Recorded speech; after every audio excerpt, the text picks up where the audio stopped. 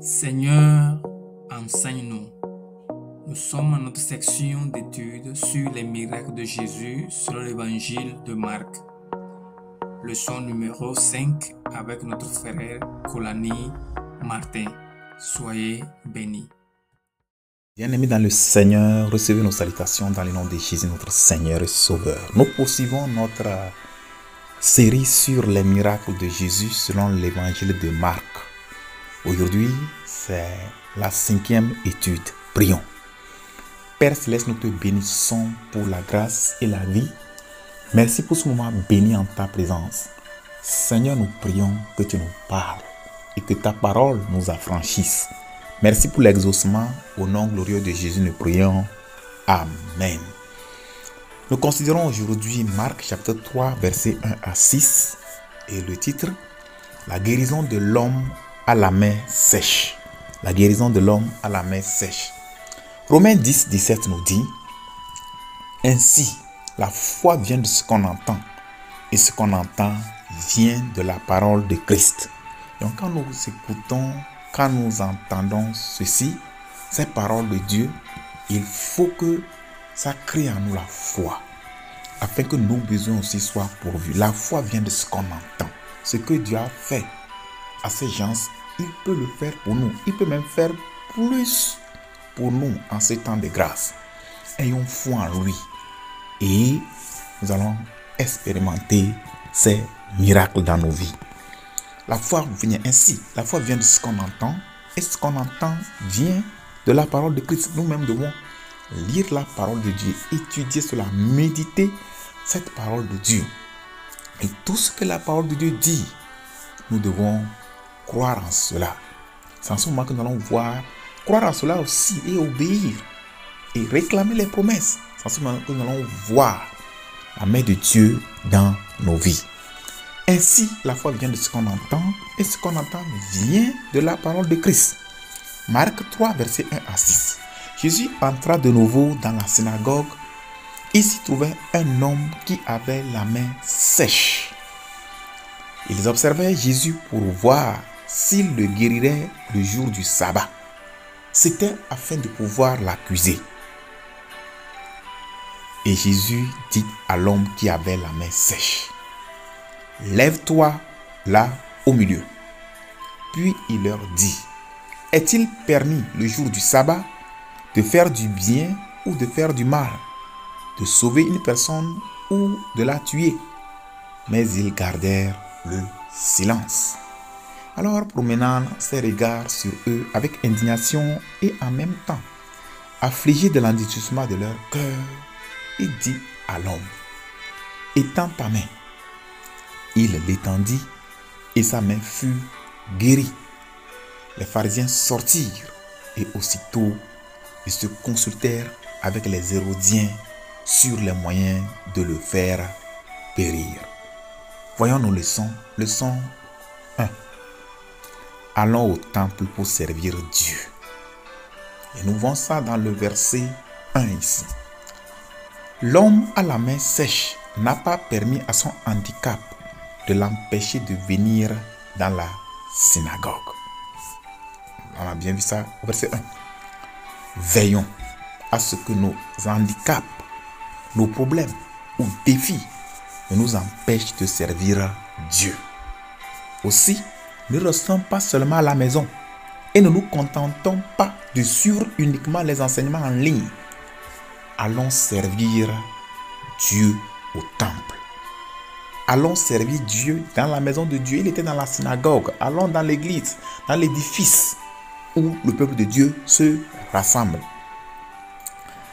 David a dit dans Psaume 122, verset 1, « Je suis dans la joie quand on me dit, allons dans la maison de l'Éternel. » Aller servir Dieu dans le temple doit être pour nous une source de joie, pas de contrainte. Je suis dans la joie quand on me dit, allons à la maison de l'Éternel. Hébreux 10, 25 nous dit, n'abandonnons pas notre assemblée, comme c'est la coutume de quelques-uns, mais exhortons-nous réciproquement, et cela d'autant plus que vous voyez s'approcher le jour. Leçon 2. Ne cherchons pas à accuser les autres, Les Juifs observaient Jésus afin de pouvoir l'accuser par ses œuvres. Ça, c'est le verset 1 toujours. Nous devons éviter cette attitude qui cherche à accuser les autres. Leçon 3. Il y a des gens qui nous observent. La Bible dit que ces gens-là observaient Jésus. Il y a des gens qui nous observent, nous, les chrétiens. Et ils cherchent par tous les moyens à nous accuser. Nous devons être vigilants. Nous devons être vigilants et veiller sur nos actions, nos comportements, pour qu'ils ne trouvent pas une occasion pour nous accuser. Ils ont cherché à accuser Daniel dans toutes les affaires du royaume, que ce soit au boulot, que ce soit dans la communauté, que ce soit à l'école, que ce soit à l'université. Partout où nous trouvons, le diable suscite des espions qui cherchent à nous accuser. Veillez et menez toujours la vie chrétienne transparente en tout temps et en tout lieu, afin qu'ils ne trouvent pas des occasions pour nous accuser. Leçon 4. Un silence coupable. Jésus leur a posé une question.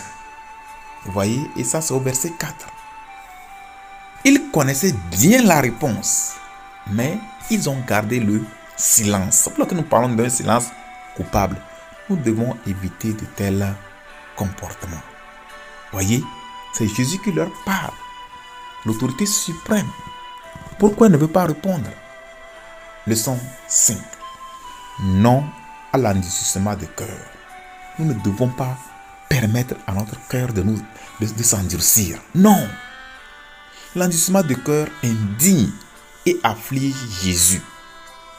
Verset 5. Il est écrit, alors, promenant ses regards sur eux avec indignation et en même temps affligé de l'endurcissement de leur cœur, il dit à l'homme, étends ta main. Il l'étendit et sa main fut guérie. La question qu'on doit se poser, Jésus est-il indigné et affligé à cause de moi? Posons-nous cette question. Est-ce que nos comportements n'indignent pas, n'affligent pas Jésus? Si oui est la réponse, une repentance immédiate s'impose. Leçon 6. Non à la distraction. Jésus ne s'est pas laissé distraire par l'attitude de ceux qui voulaient l'accuser pour ne pas faire l'œuvre de Dieu. Il était focalisé pour faire l'œuvre de Dieu. Donc, ces gens-là qui voulaient l'accuser, ils ne l'ont pas distrait. Il nous faut du courage pour faire l'œuvre de Dieu. Il nous faut du courage pour faire la volonté de Dieu au milieu des opposants farouches. Leçon 7. Jésus guérit les cas compliqués. Jésus a guéri l'homme à la main sèche, un cas compliqué. Au verset 5 toujours, il dit à l'homme, étends ta main. Il l'étendit et sa main fut guérie. Jésus peut aussi guérir nos maladies. Hébreux 13, 8 nous dit, Jésus-Christ est le même, hier, aujourd'hui et éternellement. Ça veut dire que ce qu'il a fait hier, c'est-à-dire dans le passé, il le fait aujourd'hui. Et il le fera dans le futur, il le fera éternellement. Il ne change pas. Il est le même, hier, aujourd'hui et éternellement. 1 Pierre, chapitre 2, verset 24 nous dit, lui qui a porté lui-même nos péchés en son corps sur le bois, afin que, mort au péché, nous vivions pour la justice. Lui, par les meurtrissures duquel vous avez été guéris. Par les meurtrissures de Christ, nous sommes guéris. Quel que soit le nom, quelle que soit la forme, quelle que soit la complexité de cette maladie, lui, par les meurtrissures duquel vous avez été guéris. Leçon 8. Le plan diabolique. Au verset 6, les pharisiens sortirent et aussitôt ils se consultèrent avec les Hérodiens sur les moyens de le faire périr. Comprenons ceci. De même que les pharisiens et les Hérodiens s'étaient consultés pour faire périr Jésus, Le diable et ses agents se consultent et planifient de nuire aux enfants de Dieu. Nous devons en être conscients et prier en conséquence. 1 Pierre 5,8 nous dit: soyez sobres, veillez. Votre adversaire, le diable, rôde comme un lion rugissant, cherchant qui il dévorera.